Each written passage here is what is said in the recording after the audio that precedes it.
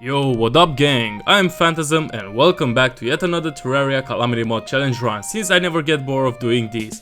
This time I decided not to focus on any subclasses, but rather focus on a game mechanic that is incredibly essential, and that's defense. Everyone crafts armor sets when playing, drink iron skin potions for even more defense, use the warding reforge and so on. Well, you know me, I don't really like playing with high defense, but rather choose glass cannon builds over tank loadouts. I have done such a run before on master mode, and you can check the link in the description if you want to see that run as well, that if you didn't see it already. Now, this time, I will play Terraria Calamity Mod without using any armor sets. If you think about it, it doesn't sound that bad, just dodge and avoid getting hit. However, armor sets often give incredible set bonuses, such as tentacles that cheese the hell out of the Devourer of Gods, for instance. Well, you will not see that in this video. Let's see how playing without any armor set feels in Calamity. Enjoy! The difficulty chosen for this run is obviously Revengeance, since I don't want to go insane because of all the death mode mechanics that are unfair. Also, the same as in my previous recent runs, I will not play with extra quality of life mods, so every resource is valued, even the acorns. I start the adventure by exploring the surface and finding a giant tree, then going downwards and finding another chest with a spear in it. Then reach the desert and find some empty space underneath the sand, hoping for a pyramid but getting scammed shortly after, even though I found yet another chest. There was an entrance to a cave with a railway, and I can notice that the surface is really close to the cavern layer. I found the chest, but it was kinda useless, so I'm moving on to finding the shrine with some extra loot and then reaching the jungle surface and looting even more chests. Logically, the next place to explore would be the caves, but I decided to check the giant beehive and loot the chest with a nature gift in it. Other than that, there was nothing interesting, so I went back to the spawn. Now, while I start building the house in the background, I should talk a little about the classes that I will play as. So, a mechanic introduced by Calamity Mode is Stealth for the rogue class, and it's activated after using any rogue armor set. Even if I was to use rogue weapons without stealth, the rogue class is definitely not a good choice for this run due to there existing far better options for each stage. The Summoner armor set helps me with extending my army of minions, so Summoner is not really viable either. The last three options would be the Mage, Ranger and Melee classes, which I will actually focus on, shifting from one class to another depending on the stage or boss that has to be defeated. The Mage class is not that great either, since most of the armor sets help me with mana consumption or regeneration, but regenerating mana is definitely more manageable than relying on only 3 minions and a whip or a rogue weapon whose stealth strike cannot be performed. The safest and easiest classes to be played as remain, as the usual, the Melee and the Ranger one, and that's actually amazing because of my expertise. This is the house that will serve as my respawn point for most of the time, and also as the base of operations where I could craft new weapons, upgrade accessories, store items and so on. Exploration continued on the right side, and of course that had to be a corruption biome like every time. I found another desert, and it seems like this time there is not an empty space but rather a too big room, which indicates that the pyramid might be right below. Turns out like I was right. I went down and there it was, a flying carpet, which would help me a lot with movement early on, and can also be used for the auric Tesla leg. Hold on, I will actually not craft that this time. At the bottom, there it was, a really big cave with a lot of treasure and deadly traps. Well yeah, exploration continued with me collecting stars on my way, then reaching a tundra biome and entering this cave, hoping that the same thing that happened the last time will happen once again. This starts really cool with me finding the McDonald's ice machine boots, then eyeing out some life crystals, this being the first one to be found so far in this run. Then also finding a water chest that had a blue blue blue blue in it, this being my favorite pet from Terraria, as well as the pet that can be used as an emoji if you become a member today. And also finding Sans Undertale, selling some really useful accessories that I could farm for a bit later. But since it sells them and I have money, why not spend some money and save some time later? The caving session continues with me tossing some more bombs next to some demonite, then finding even more life crystals and also some more platinum that can be mined for plenty of items that I can craft as I get back home. Even more open games with a lot of tunnels and railways and enemies, even more chests with pretty nice loot for the start of this adventure, and finally a chest with the ice blade, a really good starter weapon, and also the weapon that made me realize that I am not limited, hence I can go anytime up to the skies and start looking for one of the best swords from Pre-Hardmode, since I only need a few gravitation potions for that. Getting deeper and deeper, I continued getting my hands on even more chests and life crystals, and found an igloo at some point with a frozen K in it, as well as a nice mount to have early on. I got more life crystals, even more life crystals and some more demonite, and after mining it I drank a recall potion and that was it. With all these resources that I got, I could easily craft a Magiluminescence, a Platinum Pickaxe and a Lucky Horseshoe, which was perfect for mobility, a Ruby Grappling Hook which helped even more, as well as the crown because I am the undisputed king. At the end I also crafted the watch so I could easily tell the time, which was not a big thing, but I cared about it, especially when I lacked the Cosmolite. After setting up a bit, it was the time to go and explore a bit more dangerous places such as the underground jungle, life crystal gathering, hornet and spiked slime killing, even more life crystals smashing there and there, and even more hornets and man-eaters killing, some ivy chest looting and getting the feral claws, and not only that, I also got the anklet of the wind and the water walking boots that made me walk on water like our beloved Jesus. I continued with looting these three, but unfortunately this caving session was about to be terminated by a spiky slime that decided to kill the one that destroyed the environment a few moments ago. You know what's crazy? That in the Let's Plays from 1 year ago, this structure used to spawn on the floating islands, and now it just spawns in caves like it would be an exposition at a museum or something. There was another cave, and fortunately, here is where I found the last 2 life crystals to be consumed before I could reach 400 HP, which is the maximum at this point. Then I checked the corruption chasm and found a shadow orb that was exposed in such a way that I have not seen before. Then I also found a dungeon which was blue, so that meant the shimmer was right under the beach on the left side. Before reaching the sulfurous seas on the far right side, I found yet another giant living tree. Then I got to the seaside and started building a house, since I needed to set up the pylon system as fast as possible. Wonder why? Well, I will do the same thing as in my previous run, which is the Abyss loot only run. Luckily, as I mentioned before, the surface was close to the cavern layer, so diving and reaching the first layer didn't take ages. Unfortunately, the enemy that I had to kill in there was a bit tanky, so it would take a few attempts before I could get the weapon that I'm currently looking for. Running out of potions also implies having to gather some more herbs in order to brew them again, so up to the skies I go. And I also got the Star Fury, which is what I wanted earlier. Oh yeah, not to forget, I got molested by some harpies, but moving on. I got to the main planetoid and took everything from here, definitely not leaving any trace of my presence in here. I got back to the PC and took another dive, started killing the viper fishes that are annoying as hell, died again because I got so good at this game, then tried again and got stalked by this piece of shit and ran out of Gil's potion. Well, I knew a place where I could easily find corals, and that was the shrine found early in this adventure. After getting the buffs again, I took another dive, and after a few boomstick blasts, I managed to get the Depth Crusher, this being one of the best melee weapons to be acquired in Pre-Hardmode, as we all know since my last run. Well, since my loadout was as strong as possible, I think it will be the perfect time to start with defeating some bosses, right? I got all of the buffs and went to the corruption to start fighting the Eye of Cthulhu. Yeah, I started with the Eye of Cthulhu, but the Eater of Worlds was also on my list, so don't worry a second about it not being defeated on this session.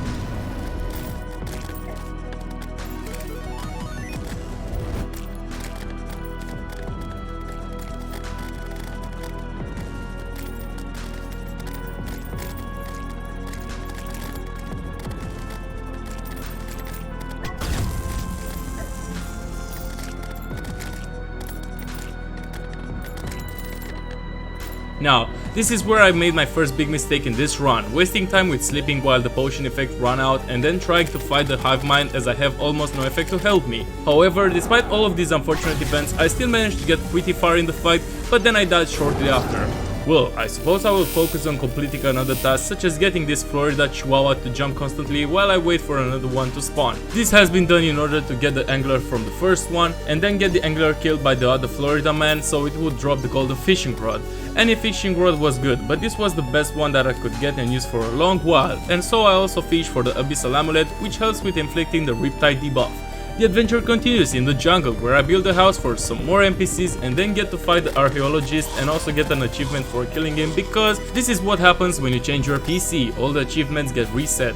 Also found the desert with the cave being on the far left side, along with the golfer on the surface. Also, what the heck is this entrance? Weird or not, I still continued with hunting down some enemies from here since I wanted to move forward with killing even more bosses. Also made a house in here for quick access, then went to the outer thirds to kill some goblin scouts so I could summon the goblin army afterwards, and also craft a frog leg with the frog scout in the jungle earlier, which will be really useful in the Pre-Hardmode part of this game. The invasion is going so far so good, but it was expected since I was using the depth crusher.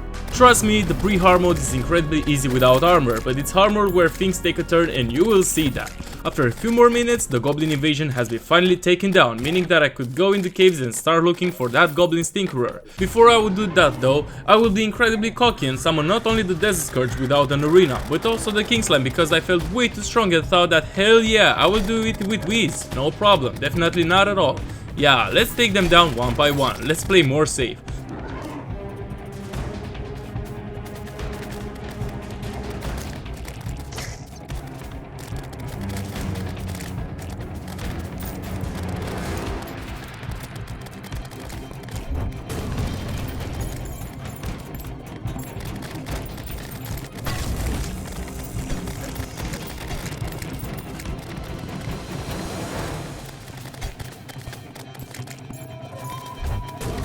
First King Slime didn't drop the Slimy Saddle, so I did it again, since you all know the Slimy Saddle is a must for me. I was still cocky to play without an arena, so of course that I died to the Desert Scourge for one more time. Then I said, you know what, screw this, and built a platform.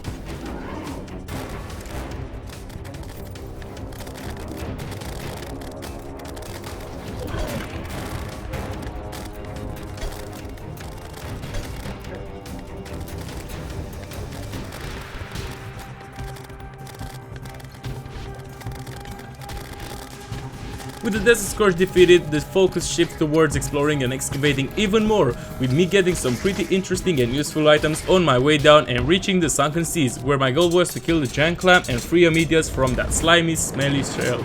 And also check the Drayden laboratory from here, so I don't come back way later when I will have to focus on other tasks that have higher priority. Sunken Sea also meant free infinite water, so I used that as an opportunity to mine a lot of obsidian from here. Next up was making the elevator and finding the shimmer, making some houses in here for quick access, finding the stinkerer and some more chests with a cloud in a bottle, then going up to the skies and looting even more chests, even if it wasn't really needed. Eventually finding a bezoar for later, getting my revenge on the harpies for previously killing me, throwing some items in the shimmer in order to get the permanent upgrades such as better life and mana regen and some extra mining speed and better reach. It was also the time to upgrade some accessories, so this is how I get my hands on a bunch of balloons, but not a bundle yet, and also the lightning boots. I continued downwards in order to reach hell, but of course that I had to stumble upon a lava lake and have to wait a lot for it to disappear. At least I took some buckets with me so I could craft the lava charm, and with it and some extra safety and mining speed I was able to deep dive into the lava and start excavating a lot of hellstone ore. I also located the Underworld Drayden laboratory, and you know what I did? I represented my country by taking everything from here and leaving without any trace once again. The obsidian rose has been crafted, and so with it the entire process of getting the lava waders has been completed. I also crafted some more weapons such as the flammerang and the imp staff for extra damage, then I crafted some leather in order to get the ice skates, and with them and the other 2 boots that I already had crafted, be able to finally craft the Terra Spark boots. Now, I was ready for a revenge.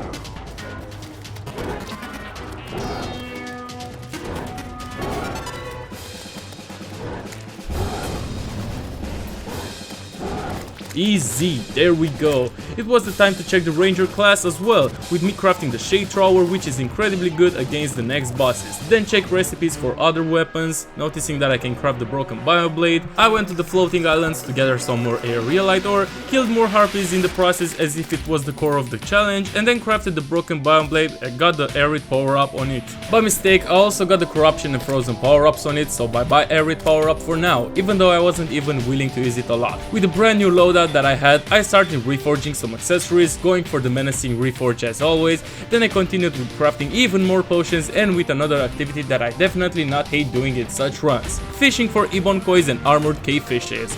I even got a quest fish and I am 100% sure that the angler will enjoy that. Other than all of these preparations, I built a bridge that connected the platform from the sulfurous seas with the dungeon, and that will serve as an arena for the next boss that I will fight in this run. I knew how good the shade thrower is against this guy, so I was not afraid of this fight at all. Enjoy!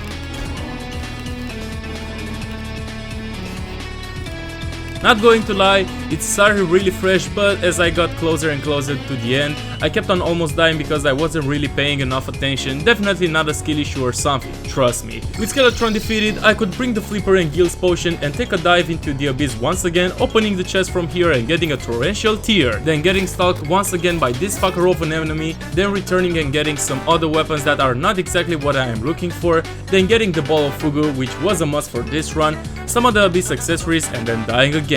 It was the third time when I came back and got the other two weapons that I was looking for, the blue stuff and the archer fish. Yeah, as I have reached the third layer, I knew that there was nothing else to be taken from here the Romanian way, so let's return back home and reorganize a bit. Another place to be explored at this point would be the dungeon, and what I needed from here at this point was the Miramasa, the Shadow Key, and to rescue the mechanic, as well as getting the Bewitched table and the Alchemy station. As I was slashing the Miramasa back and forth, a caster decided to put an end to the one that invaded their beloved place. Another task that I have skipped for a really long time was to make the elevator, and on my way down I also found the glowing mushroom biome, and that was important since I would have to defeat Kravolon as well.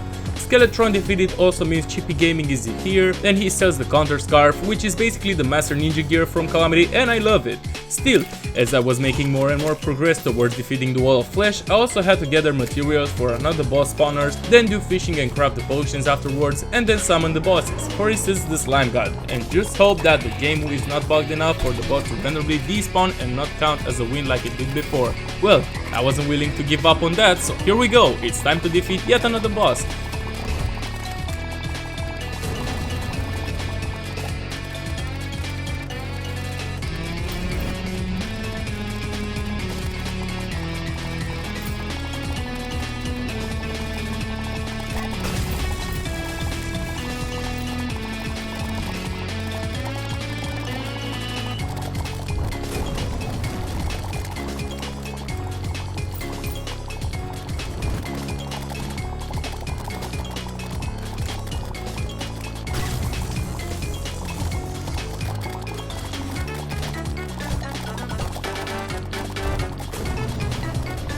And with that, the Slime God has been defeated as well, and that means I get my hands on the first Adrenaline upgrade as well as some of the best weapons from Pre-Hardmode. With that, I could easily take on another boss, which in this case is the Queen Bee, which has to be defeated because 1. It's incredibly annoying and I want to get rid of it as quick as possible, and 2. I need a Witch Doctor for the imbuing station for flasks.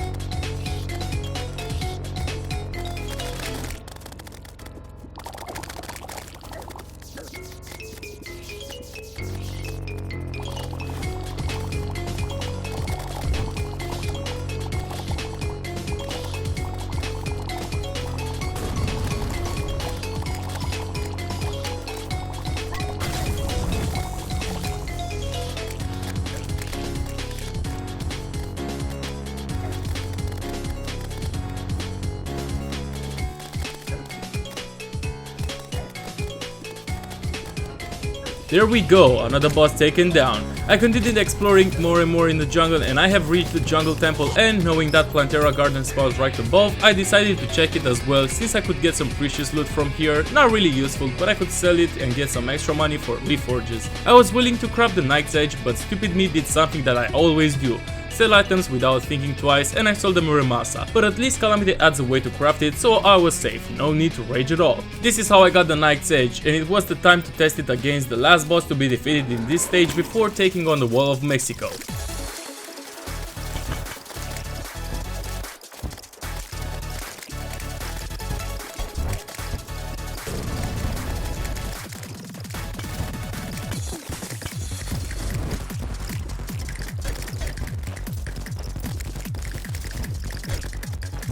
Nice, I also get the first rage upgrade, moving on to even more explosions downward, then eventually reaching the Underworld after approximately 20 years of excavating, then building some more houses for NPCs, this time in the snowy tundra where the goblin and the mechanic would stay together.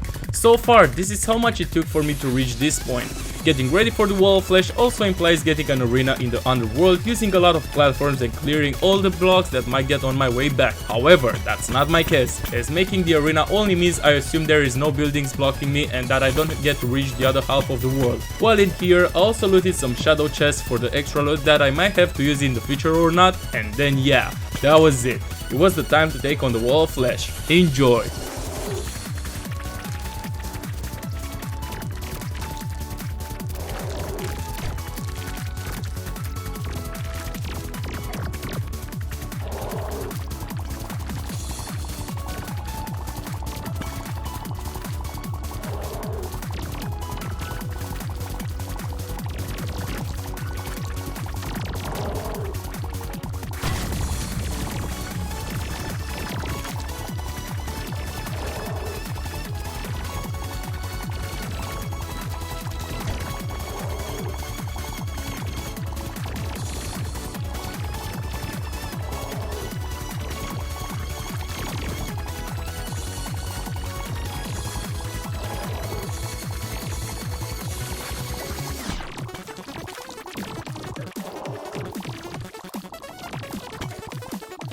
There we go, the Mexican wall has been defeated, and as always my first concern was regarding where the new corruption biome is, and yeah, it's not that far away, but at least no house has been taken over, so I don't have to relocate anyone. What I also love about the Wall of Flesh in Calamity is that it drops the Crimson and Corruption key, and trust me, I will get to use those in the future.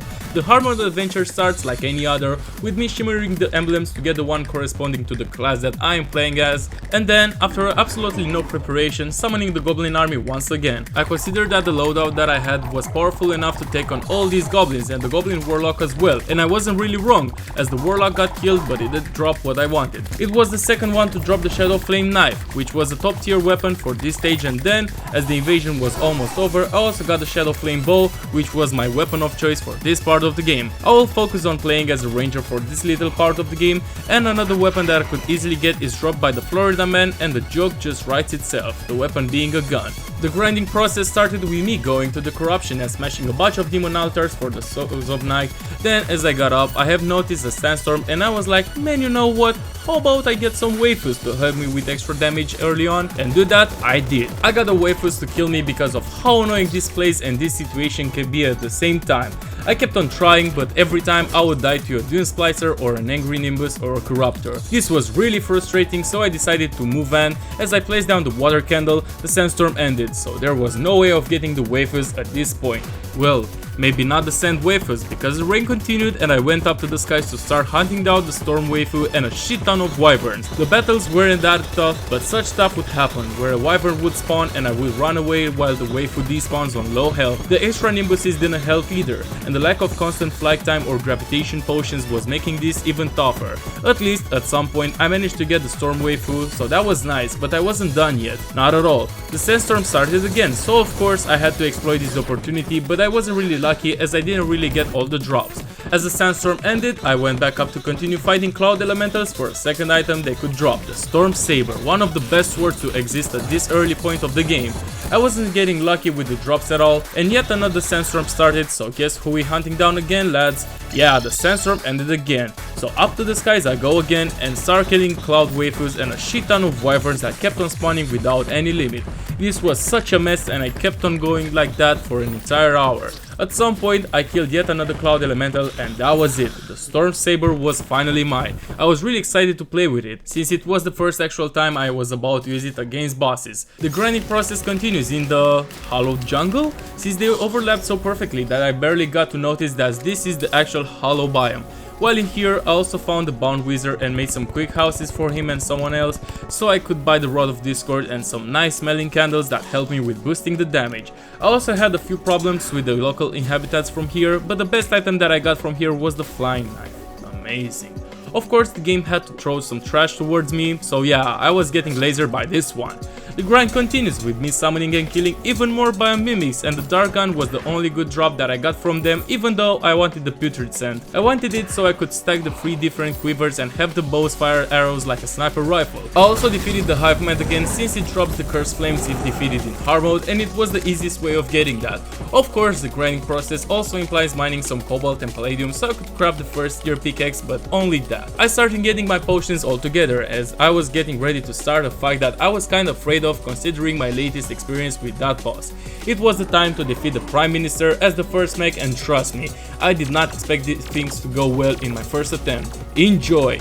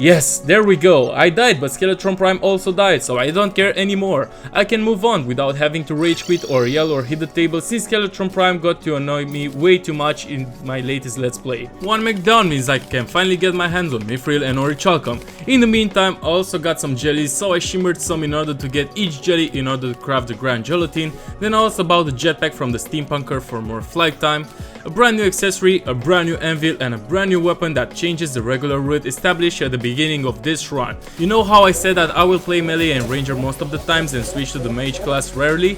Well, this is one of the 2 moments when this is going to happen, and the Wyvern Skull is the weapon of choice for this part of the run. I got the Sorcerer emblem and the Comet Shard for even more nicely looking mana. Then I started expanding the arena from the Sulfurous Seas, since the next boss that will be defeated requires some space significantly in here. The Destroyer would have been a good choice considering that I have Wyvern Skull, but I have another plan for now that implies defeating 2 other bosses rather than the Destroyer and the Twins. Enjoy the Aquatic Scourge fight.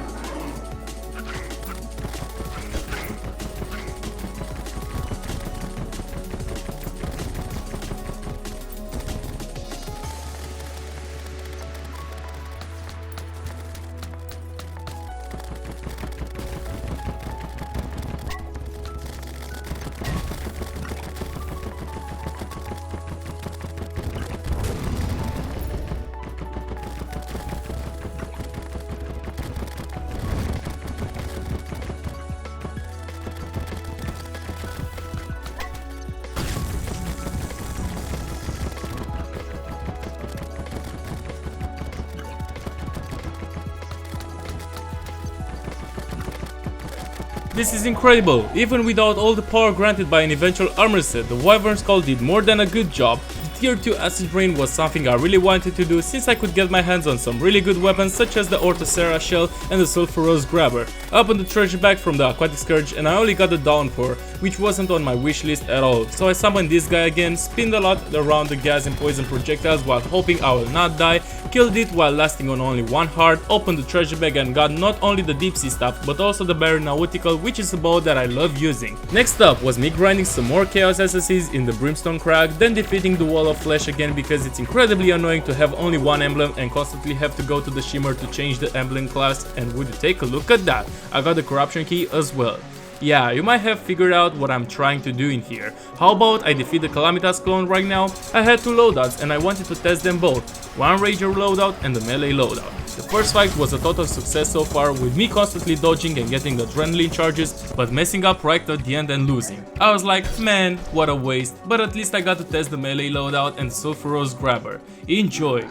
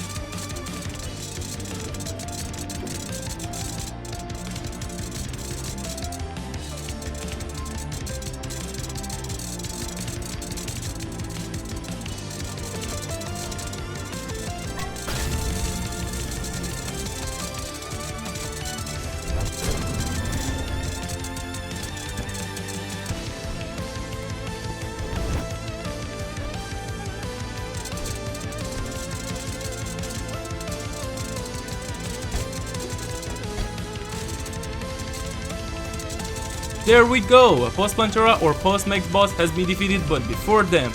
Now, why did I do that? You see, I was incredibly lucky to get both the Havoc's Breath and the Animosity, which are the weapons that can be used to easily take down the remaining mechs. Also got the Avenger emblem that rains with brimstone projectiles, so what more could I ask for? It was just perfect. I will start a mini boss rush and not commentate. Enjoy!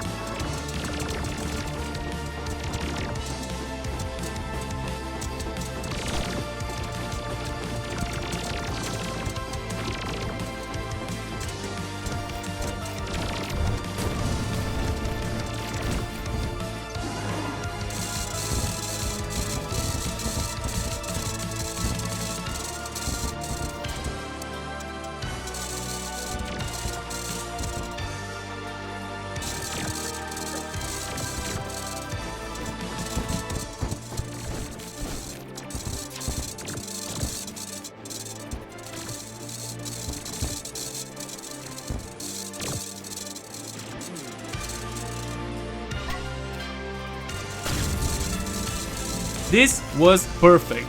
All the mechanical bosses have been defeated with ease, and now it's the upgrade season. I started with some basic ones such as the mechanical minecart and the pickaxe axe, then I had to go up to the skies and gather some more materials for a sky mill in order to craft the harpy ring, then the angel threads along with the mother of all balloons, ensuring way better mobility humanity has never seen before. The next part is the classic jungle safari where I drink a suspiciously looking yellow potion and start eyeing out live fruits and chlorophyte, explore new places such as the jungle Drayden laboratory, kill the local inhabitants from here since they're way too annoying, and then craft a shit ton of bullets the American way and then overdose. Also had to go through a blood wound in the meantime so I could get my hands on the first HP upgrade from Calamity, granted by the blood orange. This one helps me get immortal, and you can clearly see that I got to survive a fatal hit. You definitely saw Duke getting killed in this clip. Well, I guess I will have to take a small break and actually do some fishing before I could continue this adventure, and do fishing I did. And I was not done yet, as I still wanted to catch and kill the big fish and make a grill out of it.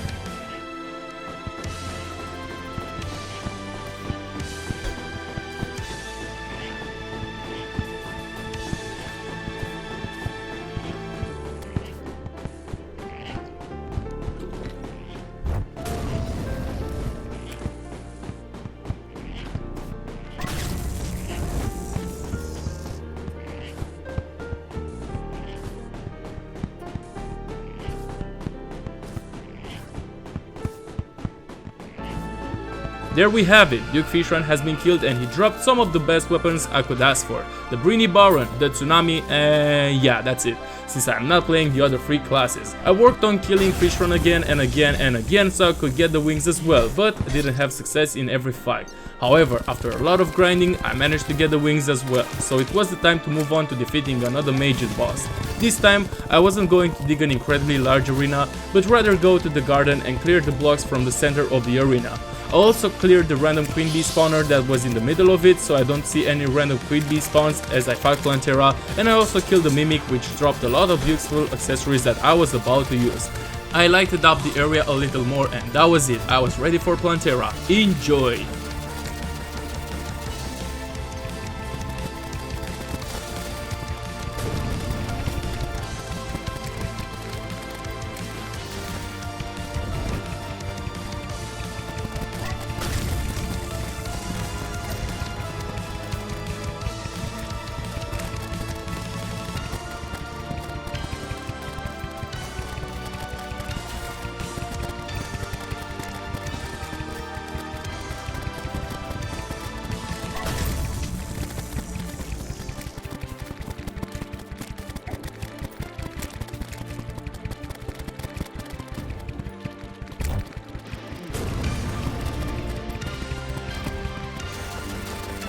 Hey, it's done! Plantera defeated as well, and this is where the challenge starts to get more interesting, since from now on, all the bosses could kill me in maximum 3 hits. While the Plantera drops weren't exactly what I was looking for, the loot that I was about to get from the dungeon was more than appealing, and by that I don't mean dying to this random ass paladin. I also decided to shift back to the melee class, since the weapons that I will use for most of the time at this point are from the melee class. I start by eyeing out the jungle chest and get the piranha gun from it, then I get the Scourge of the Crater as well, really underrated weapon, and finally unlock the desert tiger with an orange cat behavior that I really love.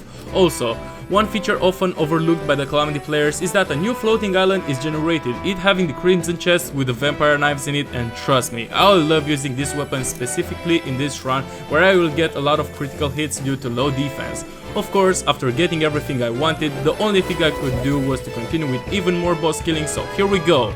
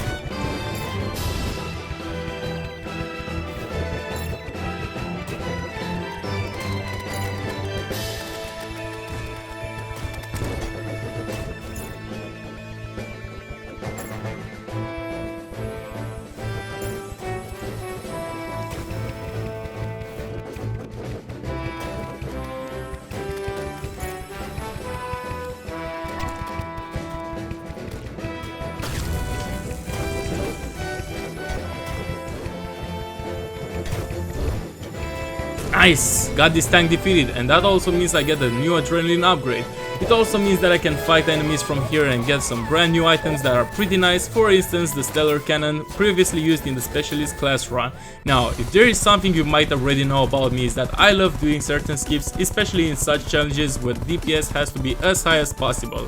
I was really ambitious to skip Golem and Cultist and go straight for Ostrom Deus, and you can see that the Tiger was all for it. I tried one attempt and it was awful, so I decided to go for Walk of Shame in the Jungle Temple and actually follow regular progression this time. I loved it in here, I did not.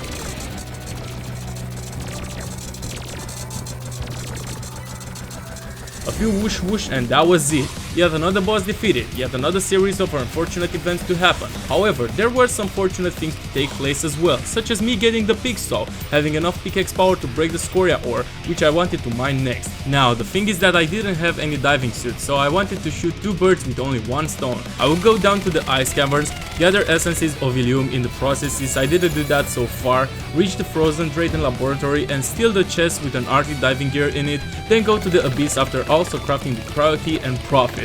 Scoria ore means vulcanite lens, and that happens to be one of my favorite weapons. It also means crafting the fire gauntlet after getting the magma stone from a shimmered molten quiver. I was missing one kind of ore, and this is where the second bird gets hit.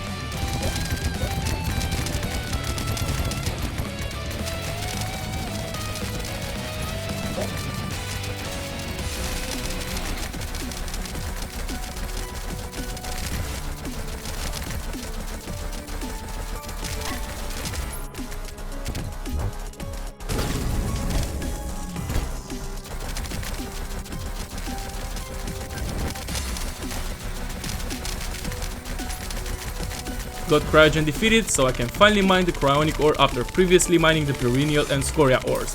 The Miracle Fruit is finally mined, this being the second HP upgrade that helps me get immortal, and you can see that in this clip.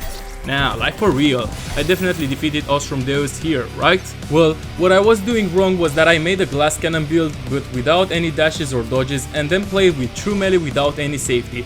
This is not going to work at all, so I decided that it's finally the time to craft the Asgard's Valor. Still, that wasn't enough since I wasn't playing safe. What I overlooked was the fault line, which happens to do the same thing but with far more safety. I tried again and you can definitely see the difference with me getting farther than before. At some point I was on the brink of defeating Ostrom Deus but still messed up, but at least I have learned from all my previous mistakes, so here we go.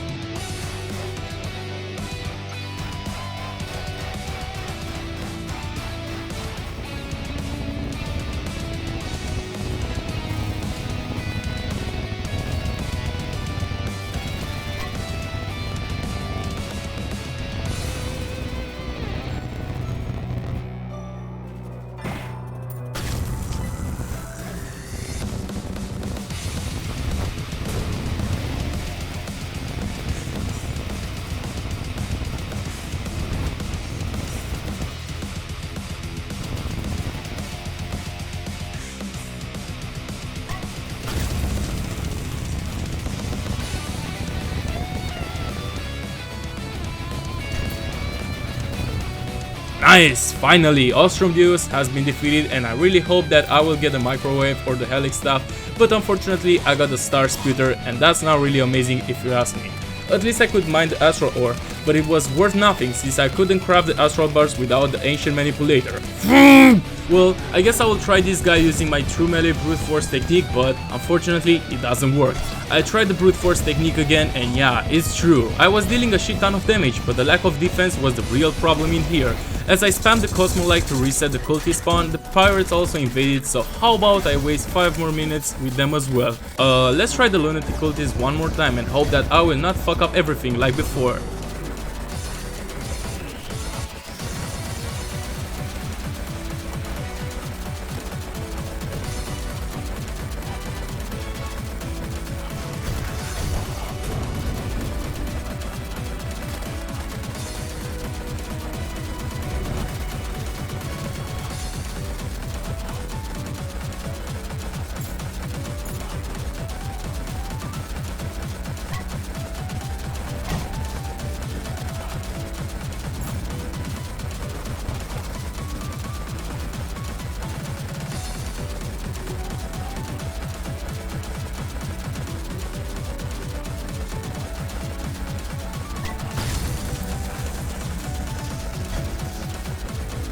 Thank God, finally! It was finally the time to craft the astral bars and then do a classic and craft the astral pike, blade and the blaster. With these new weapons I was able to continue taking down the remaining tanks from Hardmode, so enjoy the Ravager and Leviathan fight.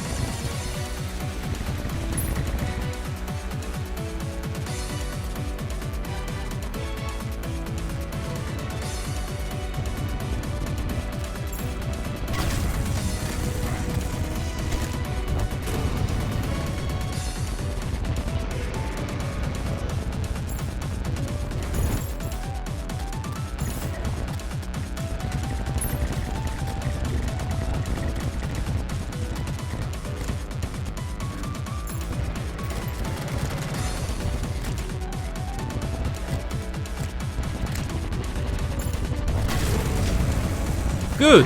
I think that solves every problem regarding specific materials unlocked after defeating certain bosses for now. Let's start taking down the pillars one by one, not hurrying at all, but getting frustrated over not being able to stack the brain suckers and destroy all of them at once. Then defeat Golem for a few more times in order to get the Eye of the Golem, and we did craft the Destroyer emblem. Then also remember about an incredibly goated weapon that is the Vortex Popper, and see that it is really manageable to get it, especially with the cyborg moving it as I speak. I went to talk with him about signals and systems, bought some nanites and then and started the Martian Madness event. Oh god, I totally forgot how annoying this event is. I was worried about saucers not spawning so far, but there it was, and unfortunately it dropped the influx waiver, which is not what I wanted. As the invasion ended, another Martian saucer has been defeated and it dropped everything. The Cosmic Car Key, the Xeno Staff and even the Xeno Popper, which is what I was looking for. Of course I had to recreate this meme, please don't hate on me. The adventure continues with the Vortex Popper being as goated as possible and clearing everything around me, then the Flask of the Nanites being the MVP while using a true melee weapon in this situation, firing myself towards the Solar Pillar and killing the third pillar from the Celestial event, and also heroically dying to no other than this piece of shit. As I was firing myself towards the last pillar, I knew that one epic fight was upcoming, but wait, did you see that? Melee loadout? Ranger weapons? Dementia at 22 years old is crazy, but you know what is more crazy? The fact that I will get to deal a lot of damage considering that I have no accessory or armor boost. Enjoy!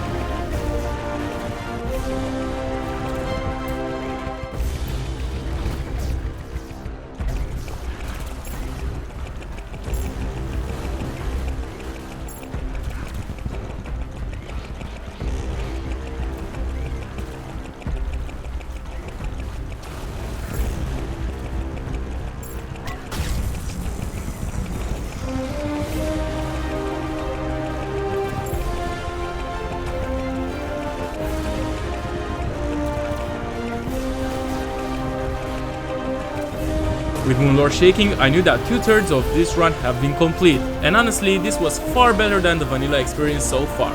However, it is the endgame where everything gets insanely hard, where bosses start to 2-hit me and where enemies are to be feared. As I got home, I have realized what I haven't before. I have defeated the Moonlord with ranger weapons while using melee accessories. I was not going to leave it like this. I still wanted to defeat Moonlord one more time, now with the proper loadout. Let's see how this goes.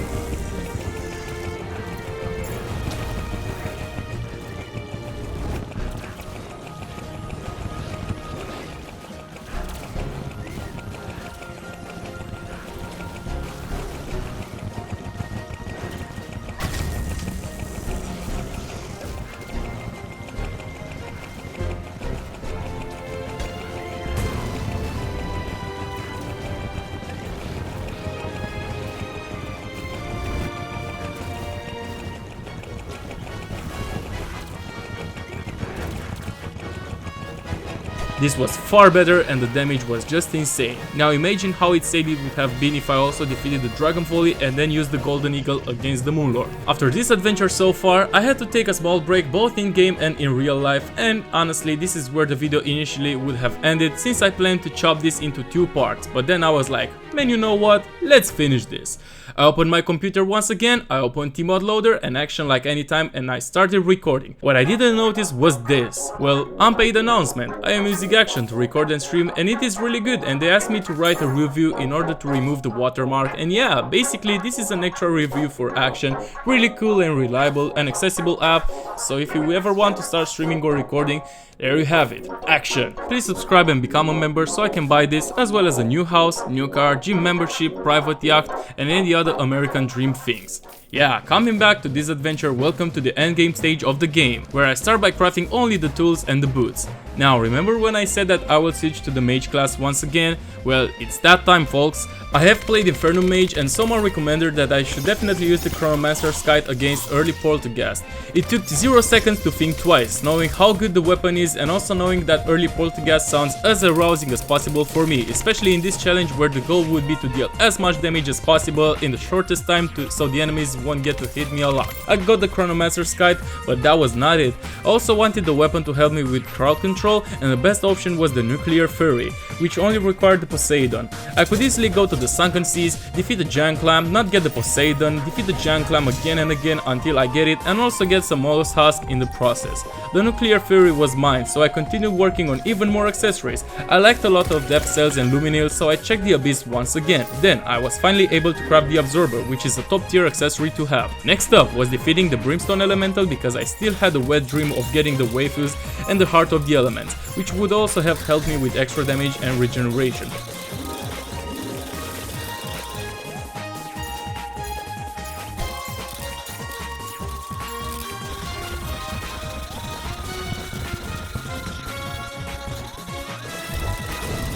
Fortunately, I got the Brimstone waifu, but it wasn't that helpful as no sandstorm was starting and I didn't have the arid artifact either. Well, I guess I will have to move on with other accessories such as the celestial magnet and then the upgrade, the sigil of Calamitas, perfect for the mage class. Also, the mage class benefits of one specific accessory sold by the archmage, the permafrost concoction, which gives a lot of stats for the mage class but also revives the player if it reaches 0 HP at the cost of being in cakes for 3 seconds. I was more than ready to continue this adventure, but I still had a lot of work to do, considering that this is the place where I would fight Polterghast.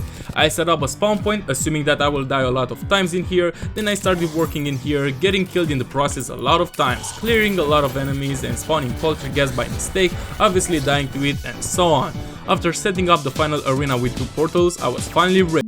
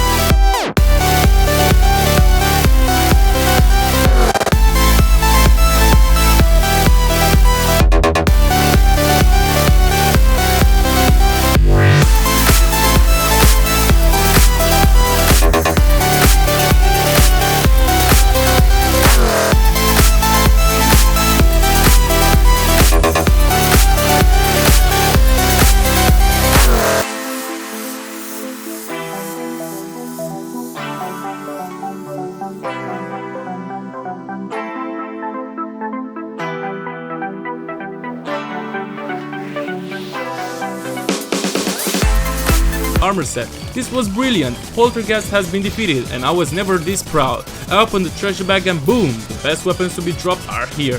The Terror Blade and the Banshee Hook were mine, as well as the final Adrenaline upgrade. However, I still wanted something from it, so I defeated it again with ease, then opened the bag and got the Ethereal Subjugator as well. Now, it was the time to take a deep dive into the abyss, this time going for the lower layers and taking on the residents in here, returning home and crafting the entire suit after getting enough luminil and death cells, coming back and bullying even more mini bosses, even though these are not the ones that I want to kill. I love that I didn't need the Reaper Sharks right now, but they kept on spawning anyways. It was the Eidolon Worm to be defeated in this run, but the first one watched as I imploded. The second one took a few swings, but I defeated it and I got the Void Edge, this being the weapon that I was looking for. RIP headphone users! Well, I will start with the boss rush, defeating every single boss from this stage of the game. Enjoy!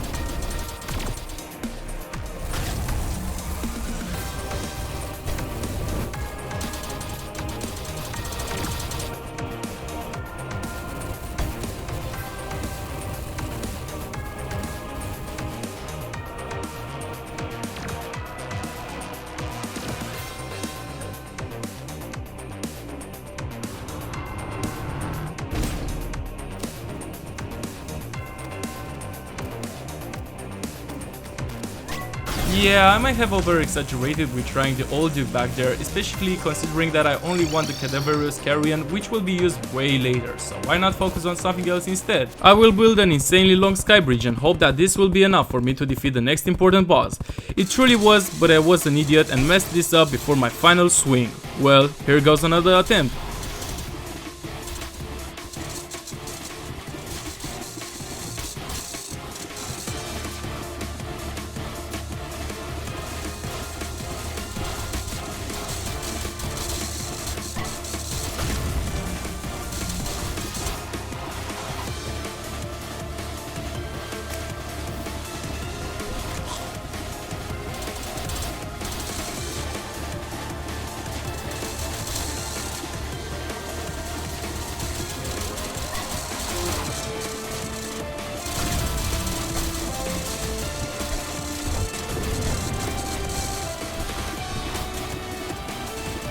There we go! Dude, I love the Banshee hook way too much! This weapon is way too good to be true!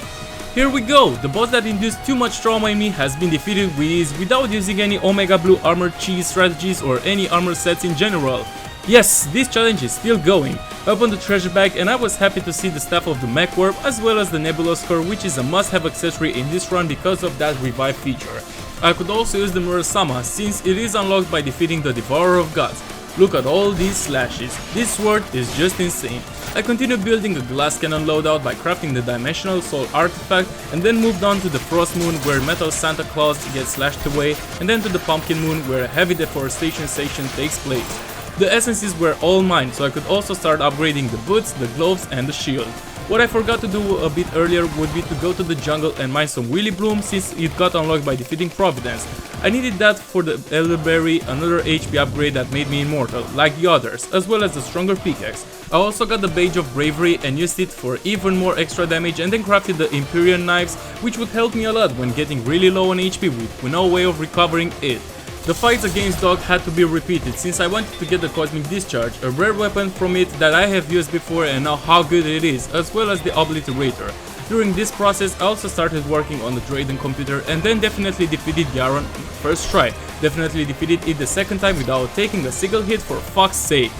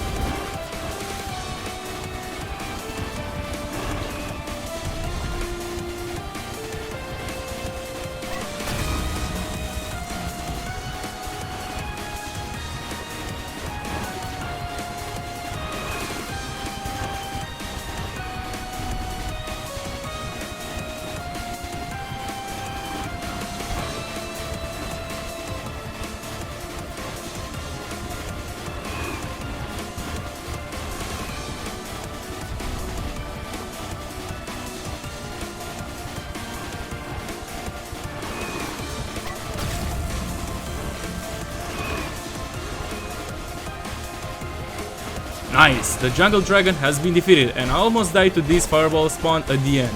What a fun way to die in the late game. I opened the treasure bag and there it was, nothing useful, how amazing. Well, I embark on an epic gamer mining session deep in the underground, getting a lot of ore, going for the biggest pockets because after all, you know our reputation as a country. In the end, I only managed to get the altar of the accursed and then started to look at what weapons I could craft. The Ataraxia and the Oracle were the only options that required almost zero crafting, so I got them, then I defeated Yharon once again and hoped for the Dragon's Rage, but unfortunately after 2 more attempts, I didn't get it. More grinding later, I got it and I was ready to wrap this up. The Dragon Rage destroyed the Brimstone Hearts that kept that piece of dog shit alive, but the damage dealt by the Ataraxia wasn't high enough. I kept on trying, but to no avail. Then I was like, man, you know what, why not use the Arc of the Cosmos? I have used it before and it was pretty damn good, especially with the parrying mechanic.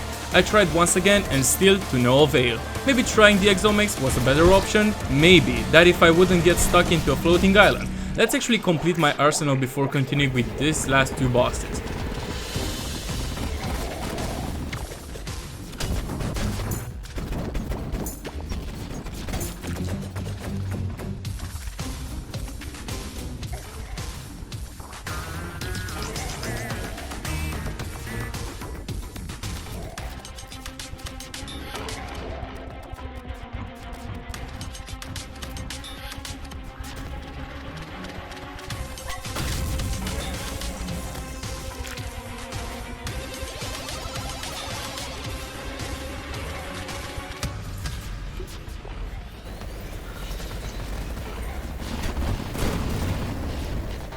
Let's go! Joe Duke has been defeated and take a look at what I get from the treasure bag, the Cadaverous Carrion, exactly what I wanted. I also started working on getting a lot of flays because I have done flays only and I remember having a really good time with the Dragon's Paw, so there we have it. The DPS was far better than before, but it was me having really low defense and not really dodging the problem for why I didn't have success. I could get another Cadaverous Carrion to help me with extra damage, and that implied defeating the Old One's army, which was definitely not a problem considering that this is a post-Golem event and I have weapons that deal like 30k damage. I tried again and yeah, no success. Well, I shifted my focus towards defeating the Exo Mechs and I tell you, this was the first time in a really long while when I actually had trouble defeating the Exo Mechs, so I will let you watch a montage of me dying to them. Enjoy!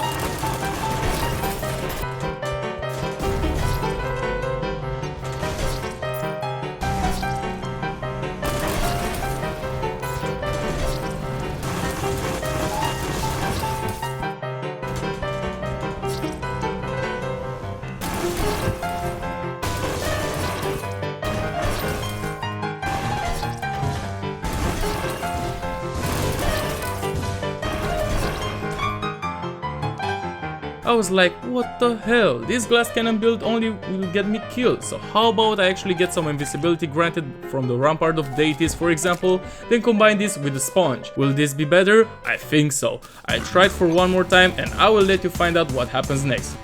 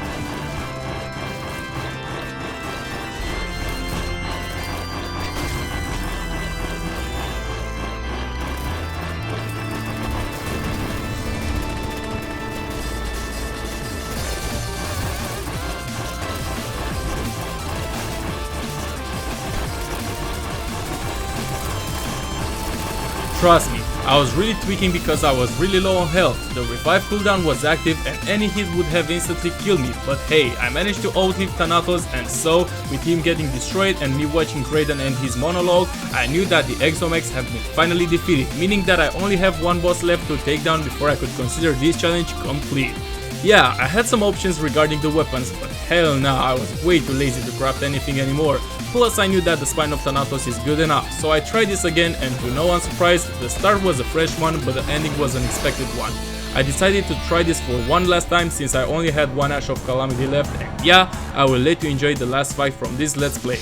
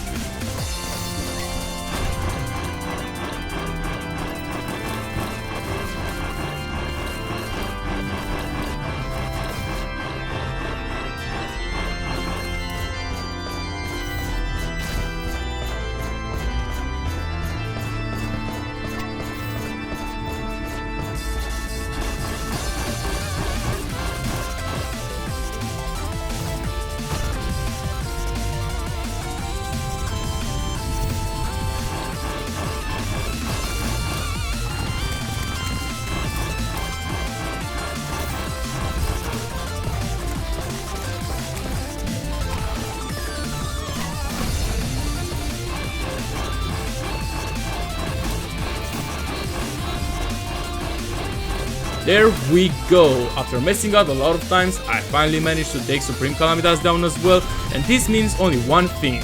Yet another Calamity run has been finished, this time without using any armor set. No defense, full offense, that's the way I love playing Terraria. This feels incredible, yet another challenge completed without using extra quality of life mods. It feels great, but you know what is the fun part regarding this? I will start live streaming the same challenge but on Infernum, so stay tuned for that since I am really hyped. Well, this was a 10 out of 10 experience, not going to lie, and I really recommend this challenge to anyone willing to try harder runs on Calamity or even other mods like Fargo's Eternity, Master Death Mode or even Infernum. Now, let's see how much time it took to finish this. 19 hours, almost 2 hours spent on defeating Supreme Calamitas and the Exo Mechs, almost 1 hour spent on farming for the Storm Saber and the Desert Waifus. I think that's totally fair. Now, let's see the mod list. You can see that I only use the recipe browser and the boss checklist. Well yeah, that was kinda it for this run. I would like to thank you guys for watching this. Don't forget to like and subscribe, leave a lot of comments since they can help me with the reach, give feedback regarding everything since I'm working a lot on changes regarding my videos, commentary and thumbnails. Also, if you have suggestions regarding any other runs, feel free to leave them as I will check them from time to time. Until next time, I was Phantasm, your host that is definitely not far away from 100k, so you know what you have to do, right? Alright, I talked too much, I wanna take a break. I'll see you in the next one. Peace.